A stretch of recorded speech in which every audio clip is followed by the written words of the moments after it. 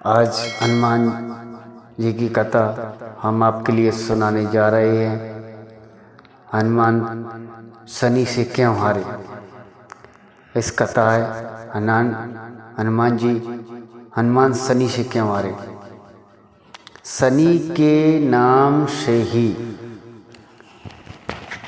हर व्यक्ति डरने लगता है।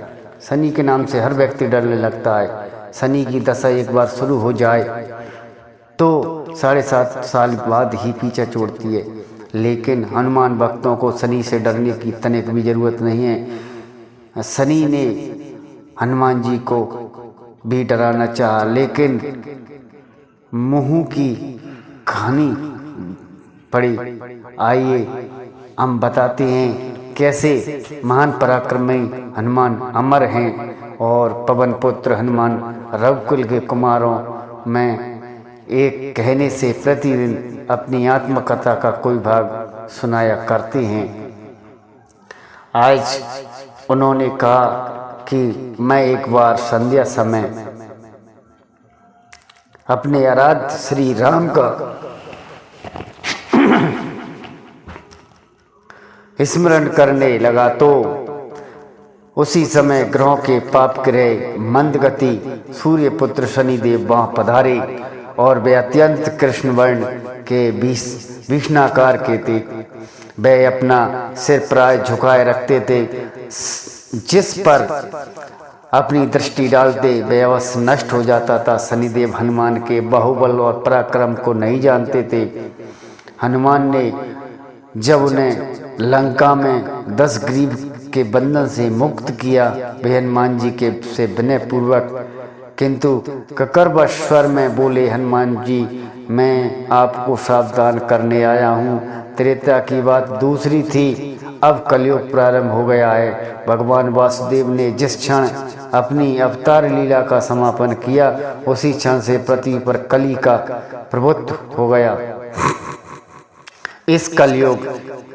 यह कलयुग है। इस कलयुग में आपका शरीर दुर्बल और मेरा शरीर बहुत बलिष्ठ हो गया। मैं बलिष्ठ हो गया हूँ। अब आप मेरी ओर 7.5 की दशा प्रभावी हो गई है, यानी कि मेरी 7.5 की दशा प्रभावी हो गई है। मैं आपके शरीर पर आ रहा हूँ। शनिदेव को इस बात का तनिक भी ज्ञान नहीं था कि रघुनाथ जी के चरणाश्रितों पर काल का प्रभाव नहीं होता। करुणा निधान जिनके हृदय में एक क्षण को भी आ जाती हैं तो काल की कला वहाँ सर्वथा निष्प्रभावी हो जाती है। प्रारब्ध के विधान वहाँ प्रभुत्वहीन हो जाते हैं। सर्व समर्थ पर ब्रह्मा के सेवकों का नियंत्रण संचालन पोषण प्रभु ही करते हैं। उन सेवकों की दृष्टि उठाने का साहस कोई सुरासुर करे तो स्वयं अनिष्ट भाजन हो जाता है। शनिदेव के अग्रज यमराज भी प्रभु के भक्त की ओर देखने का साहस नहीं कर पाते हैं। हनुमान जी ने शनिदेव को समझाने का बहुत प्रयत्न किया। आप कहीं अन्यंत्र चले जाएं, ग्रहों का प्रभाव पृथ्वी के मरणशील प्राणियों पर ही पड़ता है। मुझे अपने आराध्य का स्मरण करने दे। मेरे शरीर में श्री रघुनाथ जी के अतिरिक्त किसी दूसरे का स्थान नहीं मिल सकता। लेकिन शनिदेव को इससे संतोष नहीं मिला।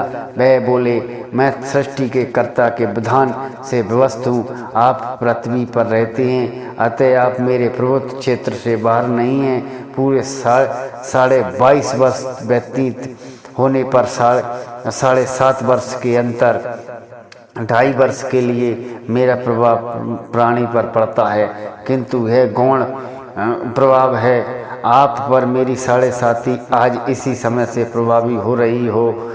मैं आपके शरीर पर आ रहा हूँ, इसे आप टाल नहीं सकते। फिर हनुमान जी कहते हैं, जब आपको आना ही है तो आ जाइए। अच्छा होता है कि बुरा, आप मुझ वृद्ध को छोड़ ही देते हैं। फिर शनिदेव कहते हैं, कलयुग में पृथ्वी पर देवता या उपदेवता किसी को नहीं रहना चाहिए। सबको अपना आवास सूक्ष्म लोकों में रखना चाहिए। और जो पृथ्वी पर रहेगा वह कलयुग के प्रभाव में रहेगा और मेरी पीड़ा भोगनी पड़ेगी। और ग्रहों में मुझे अपने अग्रज यम का कार्य मिला है। मैं मुख्य मारक ग्रह हूँ और मृत्यु के सबसे निकट वृद्ध होते हैं, अतः मैं वृद्धों को कैसे छोड़ सकता हूँ। हनुमान जी पूछते हैं, भाई आप मेरे शरीर पर कहाँ बैठने आ रहे हैं। शनिदेव गर्व से कहती हैं कि प्राणी के सिर पर मैं 2.5 वर्ष प्राणी के सिर पर रहकर उसकी उसकी बुद्धि को विचलित कर देता हूँ, बनाए रखता हूँ और मध्य के 2.5 वर्ष उसके उदर में रहकर उसके शरीर को अस्वस्थ बनाता हूँ। अंतिम 2.5 वर्ष पैरों में रहकर उसे भटकाता हूँ। फिर शनिदेव हनुमान जी के मस्तक पर आ जाते हैं और हनुमान जी के सिर पर खाज हुई और इसे मिटाने के लिए हनुमान जी ने बहुत बड़ा पर्वत सिर पर रख लिया। और शनिदेव चिल्लाते हैं, ये क्या कर रहे हैं आप। फिर हनुमान जी कहते हैं, जैसे आप सृष्टि के विधान को विवश है वैसे मैं भी अपने स्वभाव से विवश हूँ। मेरे मस्तक पर खाज मिटाने का यही उपचार पद्धति है। आप अपना कार्य करें, मैं अपना कार्य कर रहा हूँ। यानी कि जब भगवान शनिदेव हनुमान जी के सिर पर बैठ जाती हैं तो एक विशाल आकार पर्वत को उठा लेती हैं और अपने सिर पर रख लेती हैं। तो इसमें शनि को पीड़ा होने लगती है। भगवान शनि को इतने में पीड़ा होने लगती है। शनिदेव बोलती हैं कि आप क्या कर रहे हो। सो हनुमान जी बोलती हैं कि आप आपका काम करो, मैं मेरा काम करता हूँ। मेरी उपचार पद्धति इसी तरीके की है। ऐसा कहती हनुमान जी ने दूसरा पर्वत उठाकर सिर पर रख लिया। इस पर शनिदेव कहते हैं, आप इन्हें उतारिए, मैं संधि करने के लिए तैयार हूँ। अरे भैया अब तो मैं थक गया हूँ, आप इन्हें उतारिए और आपसे संधि करने के लिए मैं तैयार हूँ। उनके इतना कहते ही हनुमान जी ने तीसरा पर्वत उठाकर सिर पर रख लिया। तो शनिदेव चिल्लाते चिल्लाते कहते हैं कि अब मैं आपके समीप नहीं आऊँगा। फिर भी हनुमान जी नहीं माने और चौथा पर्वत उठाकर सिर पर रख लिया। शनिदेव फिर चिल्लाते हैं, हे पवन कुमार त्राहिमाम मुझे क्षमा करें। हे अंजनी नमः, हे अंजनी नमः, अंजनाय नमः। मैं आपको पीड़ित नहीं करूँगा। जो आपका स्मरण करेगा मैं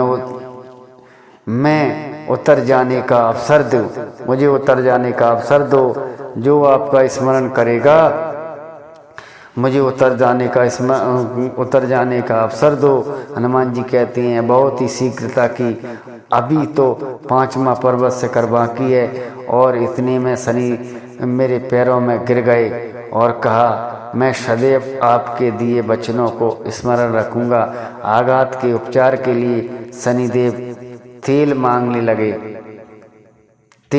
लगे। हनुमान जी तेल कहाँ देने वाले थे। भाई शनिदेव आज भी तेल दान से संतुष्ट होते हैं।